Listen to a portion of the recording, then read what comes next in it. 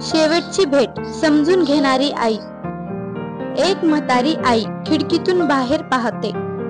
ती दररोज खिडकीतून पाहायची एका आशेने, माझा मुलगा आज तरी येईल का. तिचा मुलगा शहरात खूप व्यस्त होता. आईचा फोन येणं म्हणजे त्रास वाटायचा त्याला. आई, मी नंतर बोलतो असं म्हणत हटकायचा. आई ताटात जेवण वाढून वाट पाहते, पण दरवाजा उघडत नाही.